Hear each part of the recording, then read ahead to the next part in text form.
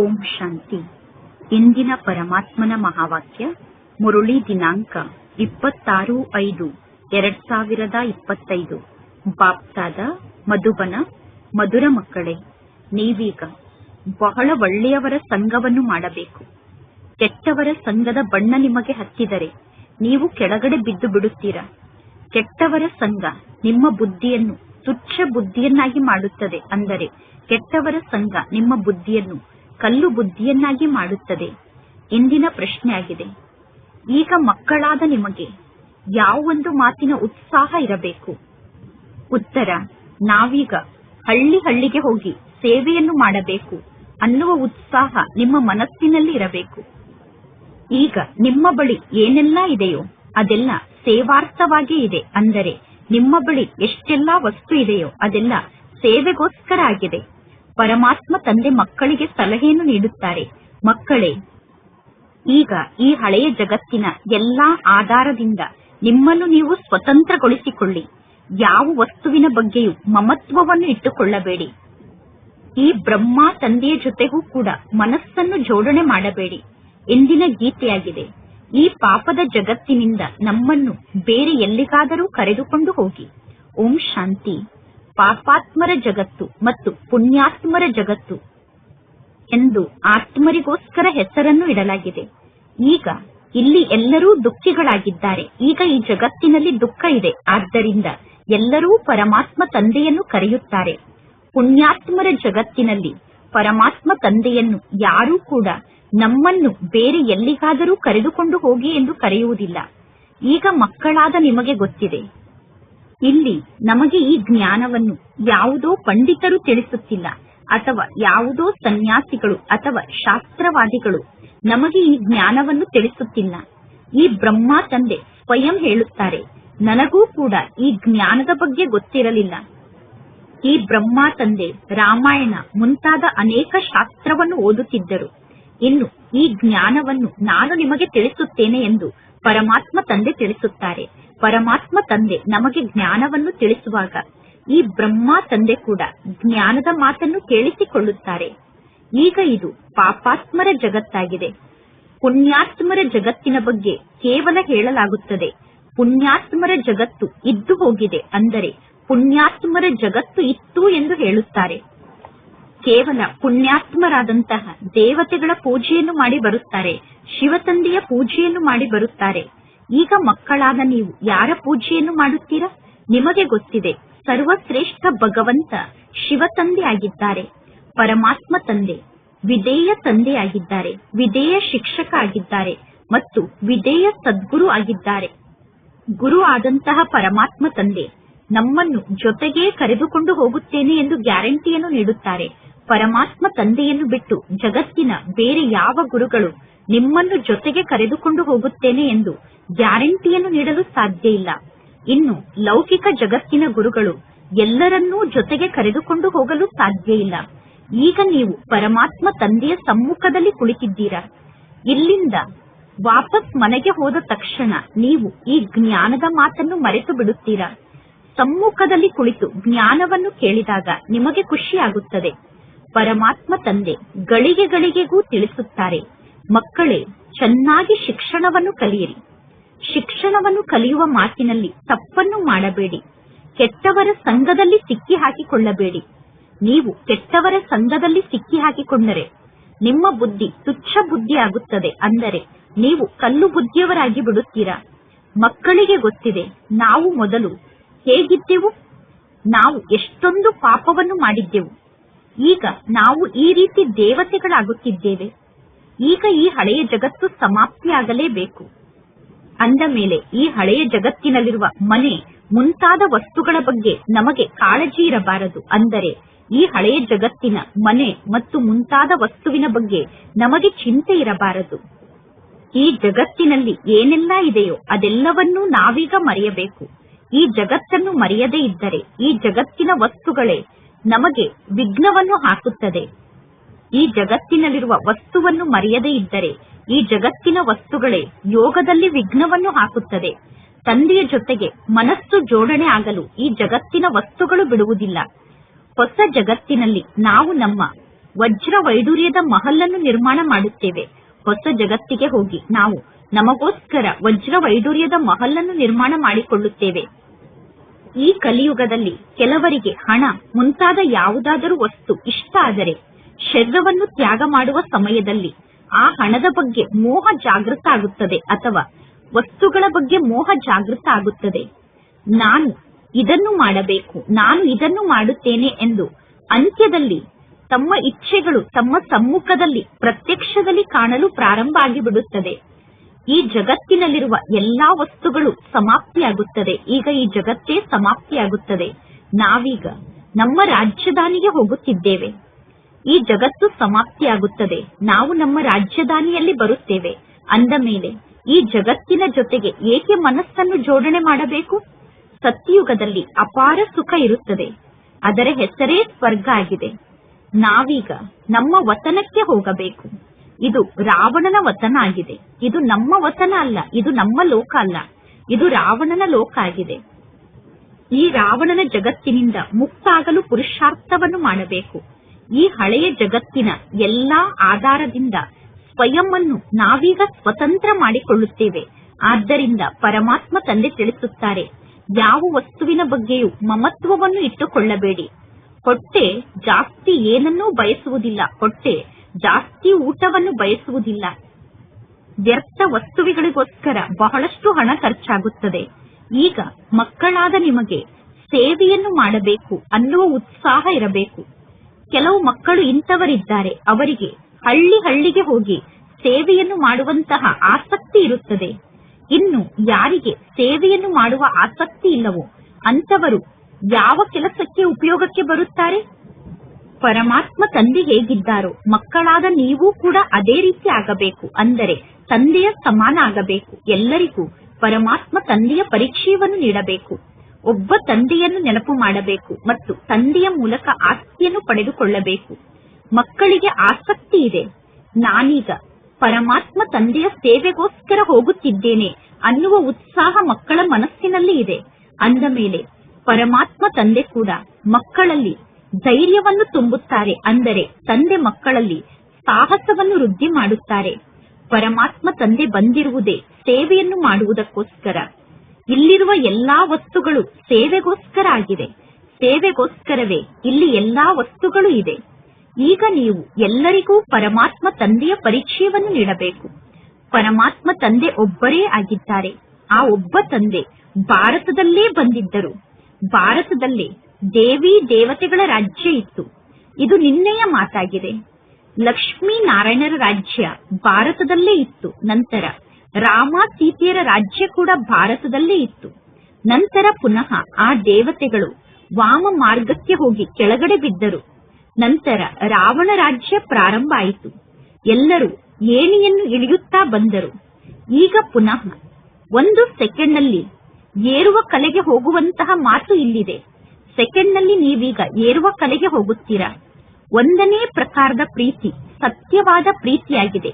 ಇನ್ನು ಎರಡನೇ ಪ್ರಕಾರದ ಪ್ರೀತಿ ಅಸತ್ಯ ಪ್ರೀತಿ, ಅಂದರೆ ಕೃತಕ ಪ್ರೀತಿಯಾಗಿದೆ, ತೋರಿಕೆಯ ಪ್ರೀತಿಯಾಗಿದೆ. ಯಾವಾಗ ನೀವು ಸ್ವಯಂವನ್ನು ಆತ್ಮ ಎಂದು ತಿಳಿದುಕೊಳ್ಳುತ್ತೀರೋ ಆಗ ಪರಮಾತ್ಮ ತಂದೆಯ ಜೊತೆಗೆ ಸತ್ಯ ಪ್ರೀತಿ ಜೋಡಣೆ ಆಗುತ್ತದೆ.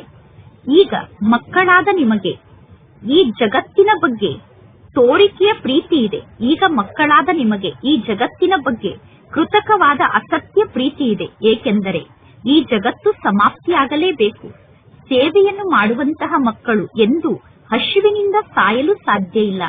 ಅಂದ ಮೇಲೆ ಮಕ್ಕಳಿಗೆ ಸೇವೆಯನ್ನು ಮಾಡುವಂತಹ ಆಸಕ್ತಿ ಇರಬೇಕು. ಮಕ್ಕಳಾದ ನೀವು ಸೇವೆಯನ್ನು ಮಾಡುವಂತಹ ಆಸಕ್ತಿಯನ್ನು ಇಟ್ಟುಕೊಳ್ಳಬೇಕು. ನಿಮ್ಮ ಈ ಈಶ್ವರೀಯ ಮಿಷನ್ ಬಹಳ ಸಹಜವಾಗಿ ನಡೆಯುತ್ತದೆ. ಧರ್ಮ ಹೇಗೆ ಸ್ಥಾಪನೆ ಆಗುತ್ತದೆ ಅನ್ನುವುದು ಕೂಡ ಯಾರಿಗೂ ಗೊತ್ತಿಲ್ಲ. ಕ್ರೈಸ್ಟ್ ಬಂದರು, ಕ್ರಿಶ್ಚಿಯನ್ ಧರ್ಮವನ್ನು ಸ್ಥಾಪನೆ ಮಾಡಿದರು. ನಂತರ ಕ್ರಿಶ್ಚಿಯನ್ ಧರ್ಮದ ಆತ್ಮರ ಸಂಖ್ಯೆ ವೃದ್ಧಿಯಾಗುತ್ತಾ ಹೋಯಿತು. ಅವರ ಮತದಂತೆ ನಡೆಯುತ್ತಾ ಎಲ್ಲರೂ ಕೆಳಗಡೆ ಬೀಳುತ್ತಾ ಬಂದಿದ್ದಾರೆ. ಈಗ ಮಕ್ಕಳಾದ ನೀವು ಆತ್ಮ ಅಭಿಮಾನಿಗಳಾಗಬೇಕು. ಅರ್ಧ ಕಲ್ಪ ರಾವಣ ರಾಜ್ಯದಲ್ಲಿ ನಾವು ಪರಮಾತ್ಮ ತಂದೆಯನ್ನು ಮರೆತು ಬಿಟ್ಟಿದ್ದೆವು. ಈಗ ಪರಮಾತ್ಮ ತಂದೆ ಬಂದು ನಮ್ಮನ್ನು ಪುನಃ ಜಾಗೃತರನ್ನಾಗಿ ಮಾಡಿದ್ದಾರೆ. ಪರಮಾತ್ಮ ತಂದೆ ತಿಳಿಸುತ್ತಾರೆ, ನಾಟಕದ ಅನುಸಾರ ನೀವು ಕೆಳಗಡೆ ಬೀಳಲೇಬೇಕಿತ್ತು. ನೀವು ಕೆಳಗಡೆ ಬೀಳುವುದರಲ್ಲಿ ನಿಮ್ಮ ದೋಷ ಕೂಡ ಇಲ್ಲ. ರಾವಣ ರಾಜ್ಯದಲ್ಲಿ ಜಗತ್ತಿನ ಪರಿಸ್ಥಿತಿ ಈ ರೀತಿ ಆಗುತ್ತದೆ. ಪರಮಾತ್ಮ ತಂದೆ ತಿಳಿಸುತ್ತಾರೆ, ನಿಮಗೆ ಶಿಕ್ಷಣವನ್ನು ಕಲಿಸುವುದಕ್ಕೋಸ್ಕರ ನಾನೀಗ ಬಂದಿದ್ದೇನೆ. ನೀವೀಗ ಪುನಃ ನಿಮ್ಮ ರಾಜ್ಯವನ್ನು ಪಡೆದುಕೊಳ್ಳಿ. ನಾನೀಗ ನಿಮಗೆ ಯಾವುದೇ ಪ್ರಕಾರದ ತೊಂದರೆಯನ್ನು ಕೊಡುವುದಿಲ್ಲ. ಒಂದನೆಯದಾಗಿ, ನೀವು ಮಾರ್ಕೆಟ್ನಲ್ಲಿ ಸಿಗುವಂತಹ ಚೀಚಿ ಕೊಳಕು ತಿಂಡಿಯನ್ನು ತಿನ್ನಬೇಡಿ ಮತ್ತು ತಂದೆಯಾದ ನನ್ನೊಬ್ಬನನ್ನೇ ನೀವು ನೆನಪು ಮಾಡಿ. ಈಗ ಮಕ್ಕಳಾದ ನಿಮಗೆ ಗೊತ್ತಿದೆ, ಇದು ನಾಟಕದ ಚಕ್ರ ಆಗಿದೆ. ಈ ನಾಟಕ ಚಕ್ರ ಪುನರಾವರ್ತನೆ ಆಗುತ್ತದೆ. ನಿಮ್ಮ ಬುದ್ಧಿಯಲ್ಲಿ ನಾಟಕದ ಆದಿ ಮಧ್ಯ ಅಂತ್ಯದ ಜ್ಞಾನ ಇದೆ. ನೀವೀಗ ಯಾರಿಗೆ ಬೇಕಾದರೂ ಈ ಜ್ಞಾನವನ್ನು ತಿಳಿಸಬಹುದು. ಮೊದಲು ಪರಮಾತ್ಮ ತಂದೆಯ ನೆನಪಿನಲ್ಲಿ ಸ್ಥಿತ ಆಗಬೇಕು. ಸೇವೆಯನ್ನು ಮಾಡುವುದಕ್ಕೋಸ್ಕರ ಪರಸ್ಪರ ಸೇರಿ ಒಬ್ಬರು ಇನ್ನೊಬ್ಬರನ್ನು ಜೊತೆಗಾರರನ್ನಾಗಿ ಮಾಡಿಕೊಳ್ಳಬೇಕು. ಸೇವೆಗೋಸ್ಕರ ಮಾತೆಯರನ್ನು ತಯಾರು ಮಾಡಬೇಕು. ಇದರಲ್ಲಿ ಭಯಪಡುವ ಯಾವ ಮಾತು ಇಲ್ಲ. ಎಲ್ಲಾ ಚಿತ್ರಗಳು ಸೇವೆಗೋಸ್ಕರ ನಿಮಗೆ ಸಿಗುತ್ತದೆ. ನಿಮ್ಮ ಸೇವೆ ವೃದ್ಧಿಯಾಗುತ್ತಾ ಹೋಗುತ್ತದೆ. ನೀವು ಹೋಗಿ ಸೇವೆಯನ್ನು ಮಾಡಿ ವಾಪಸ್ ಬರುತ್ತಿರುತ್ತೀರಾ.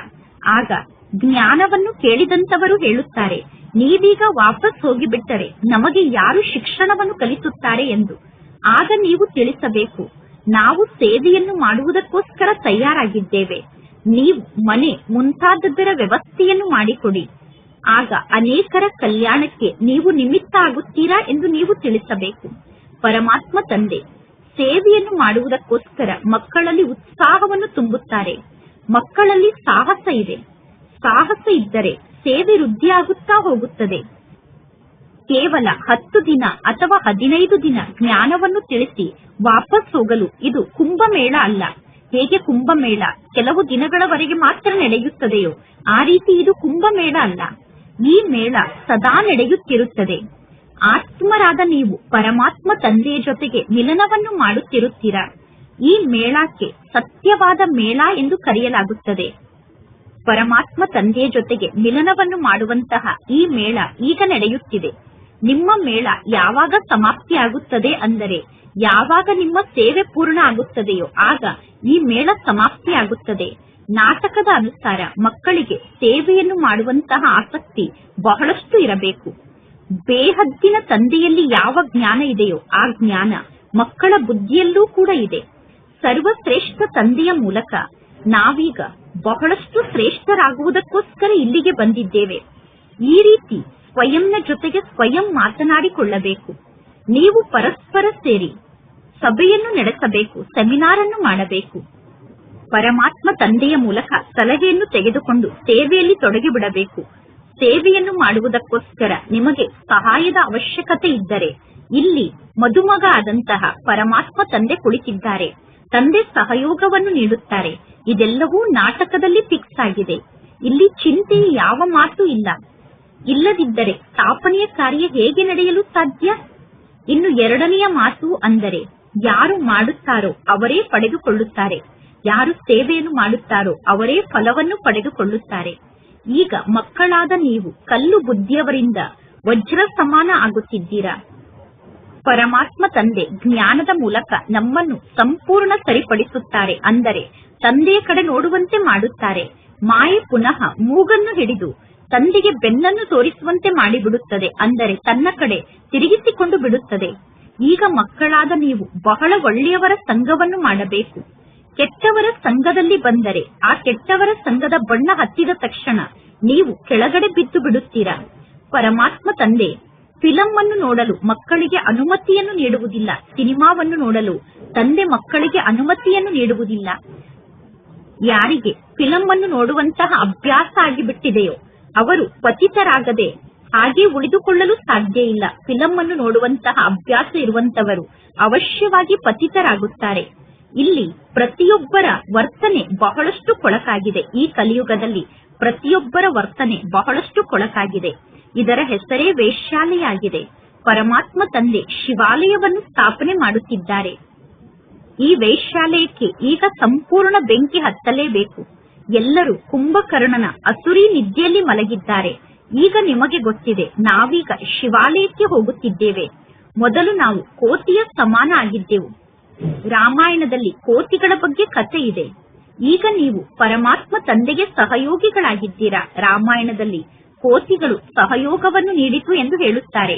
ಈಗ ಕೋತಿಯ ಸಮಾನ ಆಗಿರುವಂತಹ ನಾವು ಪರಮಾತ್ಮ ತಂದೆಗೆ ಸಹಯೋಗಿಗಳಾಗಿದ್ದೇವೆ. ನೀವೀಗ ನಿಮ್ಮ ಶಕ್ತಿಯ ಮೂಲಕ ರಾಜ್ಯವನ್ನು ಸ್ಥಾಪನೆ ಮಾಡುತ್ತಿದ್ದೀರಾ. ಪುನಃ ಈ ರಾವಣ ರಾಜ್ಯ ಸಮಾಪ್ತಿಯಾಗಲೇಬೇಕು. ಮಕ್ಕಳಾದ ನಿಮಗೆ ಪರಮಾತ್ಮ ತಂದೆ ಅನೇಕ ಪ್ರಕಾರದ ಯುಕ್ತಿಯನ್ನು ತಿಳಿಸುತ್ತಾರೆ. ನೀವೀಗ ಯಾರಿಗಾದರೂ ಜ್ಞಾನವನ್ನು ದಾನವಾಗಿ ನೀಡದೇ ಇದ್ದರೆ ನಿಮಗೆ ಫಲ ಹೇಗೆ ಪ್ರಾಪ್ತಿಯಾಗಲು ಸಾಧ್ಯ? ಮೊಟ್ಟ ಮೊದಲು 10 ಜನರಿಗೆ ಅಥವಾ 15 ಜನರಿಗೆ ಮಾರ್ಗದ ಬಗ್ಗೆ ತಿಳಿಸಿ ನಂತರ ಭೋಜನವನ್ನು ಸ್ವೀಕಾರ ಮಾಡಬೇಕು. ಊಟ ಮಾಡುವುದಕ್ಕಿಂತ ಮೊದಲು ಪ್ರತಿದಿನ 10 ಜನ ಅಥವಾ 15 ಜನರಿಗೆ ಮಾರ್ಗವನ್ನು ತೋರಿಸಬೇಕು. ಮೊದಲು ಶುಭ ಕಾರ್ಯವನ್ನು ಮಾಡಿ ಬರಬೇಕು. ಅನ್ಯರಿಗೆ ಜ್ಞಾನವನ್ನು ನೀಡುವಂತಹ ಶುಭ ಕಾರ್ಯವನ್ನು ಮಾಡಿದರೆ ಅದರಲ್ಲಿ ನಿಮ್ಮ ಕಲ್ಯಾಣ ಕೂಡ ಸಮಾವೇಶ ಆಗಿದೆ. ಯಾವ ದೇಹದಾರಿಯನ್ನು ನೀವೀಗ ನೆನಪು ಮಾಡಬೇಡಿ. ಈ ಜಗತ್ತು ಪತಿತ ಜಗತ್ತಾಗಿದೆ. ಪತಿತ ಪಾವನ ಆದಂತಹ ಒಬ್ಬ ಪರಮಾತ್ಮ ತಂದೆಯನ್ನು ನೆನಪು ಮಾಡಿ. ಆಗ ನೀವು ಪಾವನ ಜಗತ್ತಿಗೆ ಮಾಲೀಕರಾಗುತ್ತೀರಾ ಮತ್ತು ಅಂತಮತಿ ಸೋಗತಿ ಆಗುತ್ತದೆ. ಅಂತಿಮ ಸಮಯದಲ್ಲಿ ಪರಮಾತ್ಮ ತಂದೆಯ ನೆನಪಿನಲ್ಲಿ ಶರೀರವನ್ನು ತ್ಯಾಗ ಮಾಡಿದರೆ ಶ್ರೇಷ್ಠ ಗತಿ ಪ್ರಾಪ್ತಿಯಾಗುತ್ತದೆ. ಯಾರಿಗಾದರೂ ಸಂದೇಶವನ್ನು ತಿಳಿಸಿ ಬರಬೇಕು. ಮೊದಲು ಅನ್ಯರಿಗೆ ಪರಮಾತ್ಮ ತಂದೆಯ ಸಂದೇಶವನ್ನು ತಿಳಿಸಿ ನಂತರ ಭೋಜನವನ್ನು ಸ್ವೀಕಾರ ಮಾಡಬೇಕು. ನೀವೀಗ ಎಲ್ಲರಿಗೂ ತಿಳಿಸಬೇಕು. ಪರಮಾತ್ಮ ತಂದೆಯನ್ನು ನೆನಪು ಮಾಡಿ. ಪರಮಾತ್ಮ ತಂದೆಯನ್ನು ನೆನಪು ಮಾಡಿದರೆ ನೀವು ಇಷ್ಟು ಶ್ರೇಷ್ಠ ಆತ್ಮರಾಗುತ್ತೀರಾ ಎಂದು ಎಲ್ಲರಿಗೂ ತಂದೆಯ ಸಂದೇಶವನ್ನು ತಿಳಿಸಿ. ಒಳ್ಳೆಯದು. ಮಧುರಾತಿ ಮಧುರ ಅಗಲಿ ಹೋಗಿ ಮರಳಿ ಸಿಕ್ಕಿರುವ ಮಕ್ಕಳ ಪ್ರತಿ ಮಾಸ್ಪಿತಾ ಬಾಪ್ತಾದರವರ ನೆನಪು, ಪ್ರೀತಿ ಹಾಗೂ ಸುಪ್ರಭಾತ. ಆತ್ಮಿಕ ಮಕ್ಕಳಿಗೆ ಆತ್ಮಿಕ ತಂದೆಯ ನಮಸ್ತೆ.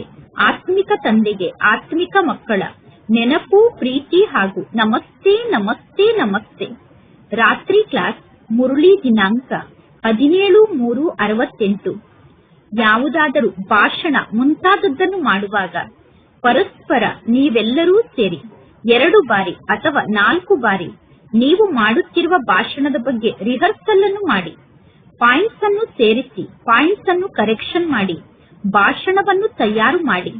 ನಂತರ ರಿಫೈನ್ ಆದಂತಹ ಭಾಷಣವನ್ನು ಮಾಡಲು ಸಾಧ್ಯ ಆಗುತ್ತದೆ.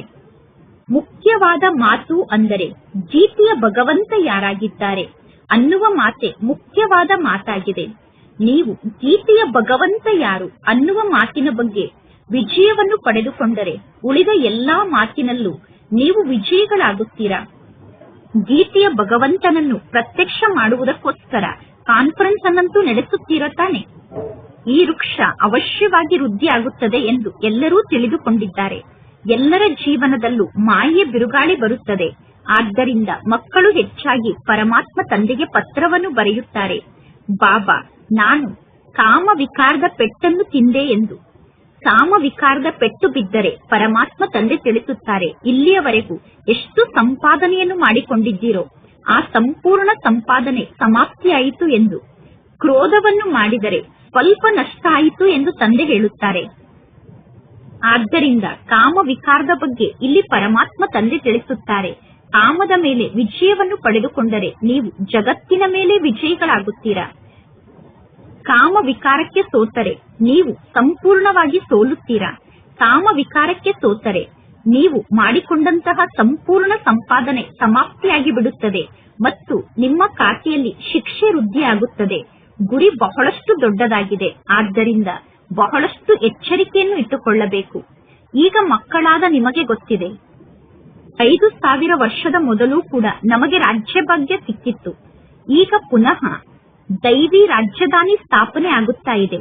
ಅಂದ ಮೇಲೆ ಈ ಶಿಕ್ಷಣದ ಮೂಲಕ ನಾವು ಸತ್ಯುಗದ ಆ ರಾಜಧಾನಿಗೆ ಹೋಗುತ್ತೇವೆ. ಎಲ್ಲದಕ್ಕೂ ಆಧಾರ ಶಿಕ್ಷಣ ಆಗಿದೆ. ಶಿಕ್ಷಣವೇ ಎಲ್ಲಾ ಮಾತಿಗೂ ಆಧಾರ ಆಗಿದೆ. ಶಿಕ್ಷಣ ಮತ್ತು ಧಾರಣೆಯ ಮೂಲಕ ನೀವು ಪರಮಾತ್ಮ ತಂದೆಯ ಸಮಾನ ಆಗುತ್ತೀರಾ. ನಿಮ್ಮ ರಿಜಿಸ್ಟರ್ ಕೂಡ ಇರಬೇಕು. ಆ ರಿಜಿಸ್ಟರ್ನ ಮೂಲಕ ನಿಮಗೆ ಗೊತ್ತಾಗುತ್ತದೆ, ನಾನು ಎಷ್ಟು ಜನರನ್ನು ನನ್ನ ಸಮಾನ ಮಾಡಿಕೊಂಡೆ ಎಂದು.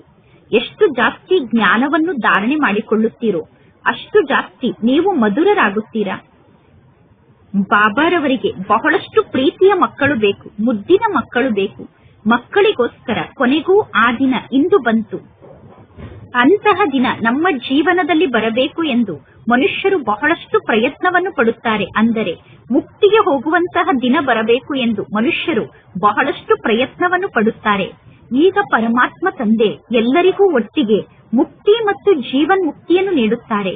ಯಾರು ದೇವತೆ ಆಗುವುದಕ್ಕೋಸ್ಕರ ಪುರುಷಾರ್ಥವನ್ನು ಮಾಡುತ್ತಾರೋ ಅವರು ಜೀವನ್ ಮುಕ್ತಿಯಲ್ಲಿ ಬರುತ್ತಾರೆ. ಉಳಿದ ಎಲ್ಲಾ ಆತ್ಮರು ಮುಕ್ತಿಗೆ ಹೋಗುತ್ತಾರೆ. ಎಷ್ಟು ಜನ ಮುಕ್ತಿಗೆ ಹೋದರು, ಎಷ್ಟು ಜನ ಜೀವನ್ ಮುಕ್ತಿಗೆ ಬಂದರು ಎಂದು ಕರೆಕ್ಟ್ ಆಗಿ ಲೆಕ್ಕವನ್ನು ಮಾಡಲು ಸಾಧ್ಯ ಇಲ್ಲ. ಏಕೆಂದರೆ ಅಂತಿಮ ಸಮಯದಲ್ಲೂ ಕೆಲವು ಆತ್ಮರು ಈ ಸೃಷ್ಟಿಯಲ್ಲಿ ಇರುತ್ತಾರೆ, ವಿನಾಶದ ಸಾಕ್ಷಾತ್ಕಾರವನ್ನು ಮಾಡಿಕೊಳ್ಳುತ್ತಾರೆ. ಸತ್ಯುಗದ ಸ್ಥಾಪನೆಯ ಸುಂದರ ಸಮಯವನ್ನೂ ಕೂಡ ಅವರು ನೋಡುತ್ತಾರೆ. ಪ್ರತಿಯೊಂದು ಮಾತಿಗೋಸ್ಕರ ಪುರುಷಾರ್ಥವನ್ನು ಮಾಡಬೇಕು ಎಂದು ಈ ರೀತಿ ಕೂಡ ತಿಳಿದುಕೊಳ್ಳಬೇಡಿ. ನಾನು ತಂದೆಯ ನೆನಪಿನಲ್ಲಿ ಕುಳಿತುಕೊಂಡರೆ ನನ್ನ ಕೆಲಸ ತನ್ನಷ್ಟಕ್ಕೆ ತಾನೇ ಆಗಿ ಹೋಗುತ್ತದೆ ಎಂದು ತಿಳಿದುಕೊಳ್ಳಬೇಡಿ. ನಾನು ಪರಮಾತ್ಮ ತಂದೆಯ ನೆನಪಿನಲ್ಲಿ ಕುಳಿತುಕೊಂಡರೆ ನನಗೆ ಮನೆ ಕೂಡ ಸಿಗುತ್ತದೆ ಎಂದು ತಿಳಿದುಕೊಳ್ಳಬೇಡಿ. ಇಲ್ಲ, ನಾಟಕದಲ್ಲಿ ನಿಮಗೆ ಮನೆ ಸಿಗಬೇಕು ಅನ್ನುವುದು ಫಿಕ್ಸ್ ಆಗಿದ್ದರೆ ನಿಮಗೆ ಮನೆ ಸಿಗುತ್ತದೆ. ಆದರೆ ನನಗೆ ಮನೆ ಬೇಕು, ಇಂತಹ ವಸ್ತು ಬೇಕು ಅನ್ನುವ ಯಾವ ಇಚ್ಛೆಯನ್ನೂ ಈಗ ಇಟ್ಟುಕೊಳ್ಳಬಾರದು. ಪುರುಷಾರ್ಥವನ್ನು ಮಾಡಬೇಕು. ಇನ್ನು ಏನೆಲ್ಲಾ ನಾಟಕದಲ್ಲಿ ನಡೆಯುತ್ತದೆಯೋ ಅದೆಲ್ಲವೂ ನಾಟಕದಲ್ಲಿ ಫಿಕ್ಸ್ ಆಗಿದೆ. ಇನ್ನೂ ಸ್ವಲ್ಪ ಮುಂದೆ ಹೋದಂತೆ ನಿಮ್ಮೆಲ್ಲರ ವೃತ್ತಿ ಸೋದರರ ವೃತ್ತಿ ಆಗುತ್ತದೆ. ಅಂದರೆ ಅಂತಿಮ ಸಮಯ ಬಂದಾಗ ನಾವೆಲ್ಲರೂ ಸೋದರರು ಅನ್ನುವ ವೃತ್ತಿಯನ್ನು ನೀವು ಧಾರಣೆ ಮಾಡಿಕೊಳ್ಳುತ್ತೀರಾ. ಎಷ್ಟು ಜಾಸ್ತಿ ಪುರುಷಾರ್ಥವನ್ನು ಮಾಡುತ್ತೀರೋ ಅಷ್ಟು ನಾವೆಲ್ಲರೂ ಸೋದರರು ಅನ್ನುವ ವೃತ್ತಿಯಲ್ಲಿ ನೀವು ಸ್ಥಿತ ಆಗುತ್ತೀರಾ. ನಾನು ಅಶರೀರಿ ಆತ್ಮಾಗಿ ಈ ಸೃಷ್ಟಿಗೆ ಬಂದಿದ್ದೆ. ನಾನೀಗ 84 ಜನ್ಮದ ಚಕ್ರವನ್ನು ಪೂರ್ಣಗೊಳಿಸಿದ್ದೇನೆ. ಈಗ ಪರಮಾತ್ಮ ತಂದೆ ತಿಳಿಸುತ್ತಾರೆ, ನೀವು ಕರ್ಮಾತೀತ ಸ್ಥಿತಿಯನ್ನು ತಲುಪಬೇಕು. ಈಗ ನೀವು ವಾಸ್ತವದಲ್ಲಿ ಶಾಸ್ತ್ರ ಮುಂತಾದದ್ದರ ಬಗ್ಗೆ ಯಾರ ಜೊತೆಗೂ ವಾದ ವಿವಾದವನ್ನು ಮಾಡುವ ಅವಶ್ಯಕತೆ ಇಲ್ಲ. ಮುಖ್ಯ ಮಾತು ಅಂದರೆ ಪರಮಾತ್ಮ ತಂದೆಯನ್ನು ನೆನಪು ಮಾಡುವುದು ಮತ್ತು ಸೃಷ್ಟಿಯ ಆದಿ ಮಧ್ಯ ಅಂತ್ಯದ ಜ್ಞಾನವನ್ನು ಅರ್ಥ ಮಾಡಿಕೊಳ್ಳುವುದು. ನಾವೀಗ ಚಕ್ರವರ್ತಿ ರಾಜ ಆಗಬೇಕು. ಅದಕ್ಕೋಸ್ಕರ ಈ ನಾಟಕ ಚಕ್ರದ ಬಗ್ಗೆ ಕೇವಲ ಅರ್ಥ ಮಾಡಿಕೊಳ್ಳಬೇಕು. ಸೆಕೆಂಡ್ ನಲ್ಲಿ ಜೀವನ್ ಮುಕ್ತಿ ಎಂದು ಈ ನಾಟಕದ ಬಗ್ಗೆ ಗಾಯನ ಇದೆ. ಈಗ ಮಕ್ಕಳಿಗೆ ಆಶ್ಚರ್ಯ ಆಗುತ್ತದೆ. ಅರ್ಧ ಕಲ್ಪದಿಂದ ಭಕ್ತಿ ನಡೆಯುತ್ತಾ ಬಂದಿದೆ. ಅರ್ಧ ಕಲ್ಪದಿಂದ ಭಕ್ತಿಯನ್ನು ಮಾಡುತ್ತಿದ್ದಾರೆ. ಆದರೆ ಸ್ವಲ್ಪ ಕೂಡ ಅಂಶ ಮಾತ್ರದಲ್ಲೂ ಎಲ್ಲೂ ಜ್ಞಾನ ಇಲ್ಲ. ಜ್ಞಾನ ಕೇವಲ ಒಬ್ಬ ಪರಮಾತ್ಮ ತಂದೆಯ ಬಳಿ ಇದೆ. ತಂದೆಯ ಮೂಲಕ ಜ್ಞಾನವನ್ನು ಅರ್ಥ ಮಾಡಿಕೊಳ್ಳಬೇಕು. ಪರಮಾತ್ಮ ತಂದೆ ಎಷ್ಟೊಂದು ಅಸಾಧಾರಣ ತಂದೆ ಆಗಿದ್ದಾರೆ. ಆದ್ದರಿಂದ ಕೋಟಿಯಲ್ಲಿ ಕೆಲವರು ಮಾತ್ರ ಪರಮಾತ್ಮ ತಂದೆಗೆ ಮಕ್ಕಳಾಗುತ್ತಾರೆ. ಲೌಕಿಕ ಜಗತ್ತಿನ ಟೀಚರ್ ಎಂದು ಕೋಟಿಯಲ್ಲಿ ಕೆಲವರು ನನಗೆ ವಿದ್ಯಾರ್ಥಿಗಳಾಗುತ್ತಾರೆ ಎಂದು ಹೇಳಲು ಸಾಧ್ಯ ಇಲ್ಲ. ಇಲ್ಲಿ ಪರಮಾತ್ಮ ತಂದೆ ತಿಳಿಸುತ್ತಾರೆ, ನಾನೀಗ ನಿಮಗೆ ತಂದೆ ಆಗಿದ್ದೇನೆ, ಟೀಚರ್ ಆಗಿದ್ದೇನೆ, ಗುರು ಆಗಿದ್ದೇನೆ. ಮನುಷ್ಯರು ಈ ಮಾತನ್ನು ಕೇಳಿ ಆಶ್ಚರ್ಯ ಪಡುತ್ತಾರೆ. ಅಂದರೆ ಒಬ್ಬ ಪರಮಾತ್ಮ ತಂದೆ ಶಿಕ್ಷಕ ಗುರು ಆಗಿದ್ದಾರೆ ಅನ್ನುವ ಮಾತನ್ನು ಕೇಳಿ ಮನುಷ್ಯರಿಗೆ ಆಶ್ಚರ್ಯ ಆಗುತ್ತದೆ.